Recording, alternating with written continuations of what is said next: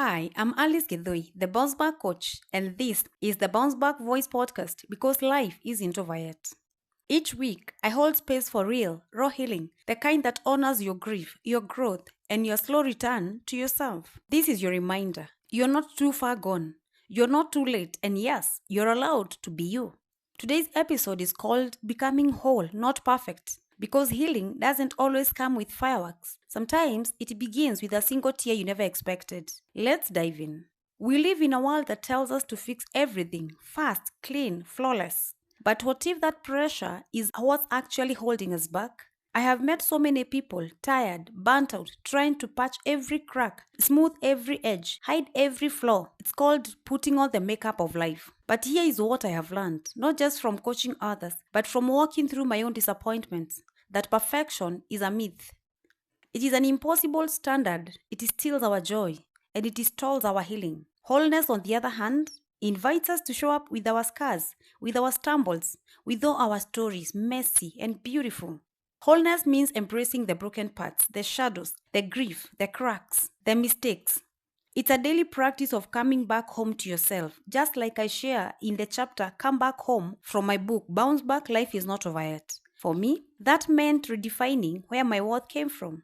I was an A student, top 10 in my class almost all the time. By the grace of God, I got to the top universities, landed roles with amazing companies to the glory of God. But I had a dream to build businesses, and I failed terribly. I was so used to excelling that I didn't know what to do with failure. I didn't just feel disappointed. I felt like a fraud, like I had let down every version of me that ever believed I could do more. That is when I realized perfection had become my identity, and it couldn't be anymore. That is when it hit me. I wasn't just chasing perfection, I was worshipping it. It became my identity, my cage, my beautiful chains, and I was exhausted. I couldn't breathe in that version of me anymore. It was suffocating. But letting go wasn't easy either.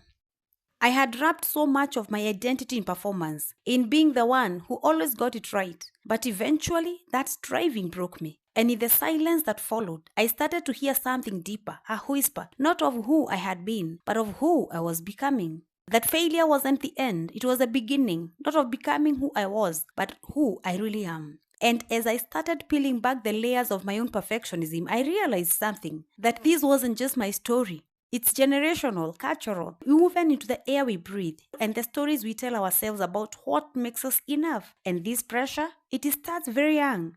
Even my daughter in elementary classes, brilliant, creative, already an author by God's grace, will come home defeated if she's not number one in her class. And one day I looked at her and said, "My love, you've written books as young as you are. You've created beautiful things. You don't have to be perfect to be proud of yourself. Just be you, the world will adjust."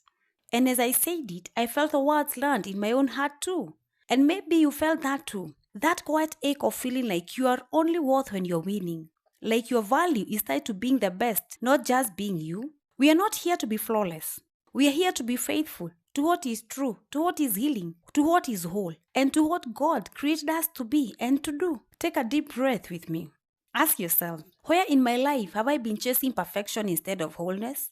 What would it look like to lean into being whole even with a mess? You don't have to answer out loud, just let the question settle. One of the greatest gifts I've discovered is learning to live in the process, that sacred in between where we are still becoming. That's exactly what I explore in Celebrate Closed Doors, a chapter from my book that reminds us that every ending, every failure, every ended relationship, every loss has a lesson, one I couldn't have learned any other way. Becoming whole isn't like sculpting perfection. It's more like kintsugi, a Japanese art of mending broken pots with gold. The cracks aren't hidden, they are highlighted. The breaks become part of the beauty. Not a flaw to erase, but a story to honor. And that's what wholeness looks like. Not polished, but purposeful. Not unbroken, but resilient. There is a beautiful wonder in the unfinished, like a poem still being written, a song still being sung. Your life is still unfolding, and that is a gift. Your cracks, let the light in. Proverbs 24 verse 16 reminds us that the godly may trip 7 times, but they will get up again.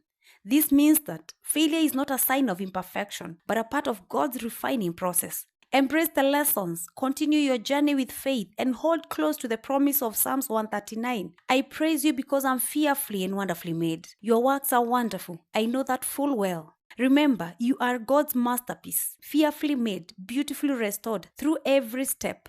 So, if you are in a space of resting, waiting, healing from a scaring illness, or even grieving, that too is part of your wholeness. You are enough even now. You are enough here. Next time that inner critic whispers you are not enough, try saying this instead. I am whole in my becoming. Say it slow. Let it settle.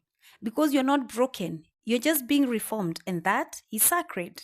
This has been Alice Githui, the bounce back coach, reminding you you don't have to be perfect to be worthy of love, healing, and belonging. You are whole, not because you're flawless, but because you're alive. Showing up, choosing to keep walking, no matter what life throws at you. Focus on wholeness, not perfection. That is where real healing happens. I believe in you, and I am truly honored to walk this journey with you here on the Bounce Back Voice podcast. If this episode touched you, here is what you can do to stay connected. Share it with someone who is tired of chasing perfection, or leave a review because your words can help others find hope. Also, order my book, Bounce Back Life is Not Over Yet, for more encouragement and tools for your healing journey. The links are in the description. And if you ever want to share your story, a prayer, or just a whisper of your heart, just send me a message. Just remember, you're not alone. Thank you for being here with me on the Bounce Back Voice podcast. Until next time, keep choosing you because you matter, even when you're not perfect.